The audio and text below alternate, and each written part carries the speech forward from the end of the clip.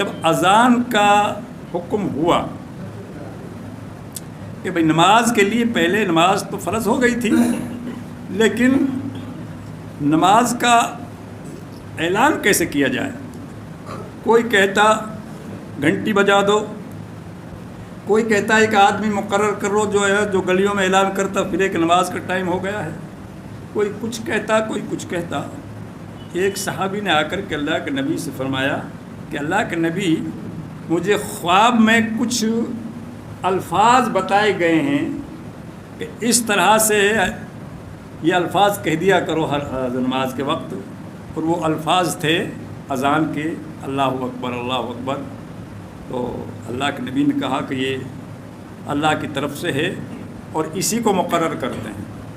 جب یہ الفاظ مقرر ہوئے تو کہا کہ ایک آدمی مقرر کیا جائے جو 5 وقت اذان پڑھا کرے۔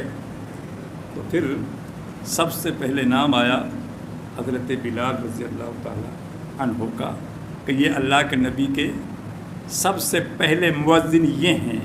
سب سے پہلی اذان حضرت بلال رضی اللہ تعالیٰ عنہ نے پڑھی، اور پھر جب تک اللہ کے نبی زندہ رہے جب تک یہ اذان یہی پڑھتے رہے۔ جب اللہ کے نبی صلی اللہ علیہ وسلم کا وصال ہو گیا، آپ اللہ کو پیارے ہو گئے، اور اس کے بعد جب پہلی اذان پڑھی اور جب اشہد ان محمدن پر پہنچے تو کہتے ہیں کہ جب پہلے یہ اذان پڑھتے تھے تو اشہد ان محمدن عبدہ ورسولہ جب آتا تھا تو یہ اللہ کے نبی صلی اللہ علیہ وسلم کا چہرہ دیکھتے تھے، ان کی طرف دیکھتے تھے۔ اللہ کے نبی بیٹھے ہوتے تھے مسجد نبی میں، اور جب اشہد ان محمدن پر پہنچے اور ادھر دیکھا اللہ کے نبی نظر نہیں آئے، بے ہوش ہو کر گر گئے۔ اگلا الفاظ ان سے ادا نہیں ہوا، اور پھر اذان کو کسی دوسرے نے پورا کیا، ان سے اذان نہ دے سکے یہ۔ اور پھر ایک روایت میں یہ بھی آتا ہے کہ بس پھر یہ چلے گئے، دوسرے ملک میں جا کے رہے۔ کافی دنوں کے بعد انہوں نے خواب میں دیکھا، زیارت ہوئی اللہ کے نبی صلی اللہ علیہ وسلم کی۔ اللہ کے نبی نے فرمایا کہ بلال، ملاقات کے لیے بھی نہیں آتے ہو؟ یہ تنبلا گیا، گھبرا گیا، اور گھبرا کے وہاں سے بھاگا، اور بھاگنے کے بعد مدینے پہنچا اور اللہ کے نبی کی قبر سے لپٹ گیا۔ لوگوں نے دیکھا، ہنگامہ ہو گیا پورے مدینے میں کہ بلال آ گیا، بلال آ گیا۔ سب لوگ دیکھنے کے لیے ادھر ادھر سے اکٹھے ہو گئے، اور لوگوں نے کہا کہ بلال اذان کا وقت ہو گیا ہے، بہت دن ہو گئے تیری اذان کو سنے ہوئے، اذان پڑھ دے۔ بلال کہنے لگا، میں کس کے لیے اذان پڑھ دوں؟ جس کے لیے میں اذان پڑھتا تھا وہ تو اس دنیا میں ہے ہی نہیں، وہ تو مجھے نظر ہی نہیں آتا۔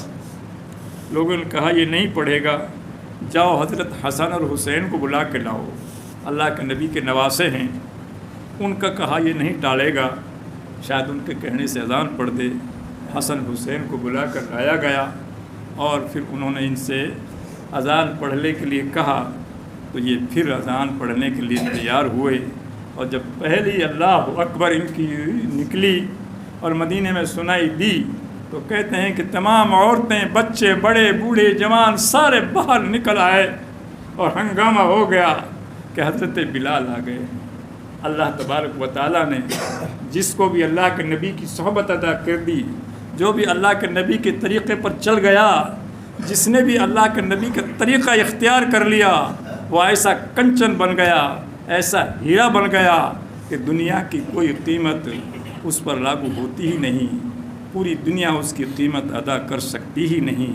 اس کی قیمت تو کل قیامت کے دن اللہ تبارک و تعالیٰ اپنے ہاتھوں سے ادا کرے گا، اس کا انعام تو اللہ تعالیٰ اپنے ہاتھوں سے ادا کرے گا۔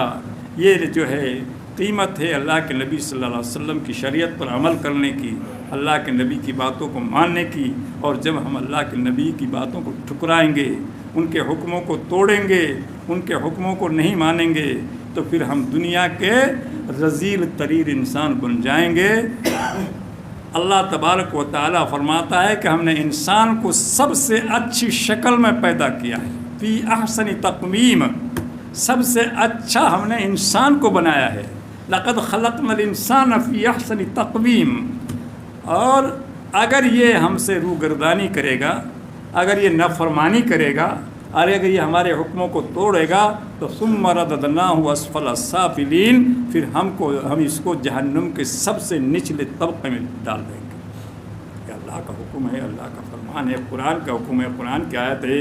ہمیں اللہ اور اللہ کے نبی کی اطاعت کرنی چاہیے، اللہ کے نبی کا حکم ماننا چاہیے، ہر مرحلے پر، ہر موڑ پر، ہر طرح سے ہم اللہ کی نافرمانی کسی حالت میں بھی نہ کریں، چاہے پوری دنیا ناراض ہو جائے۔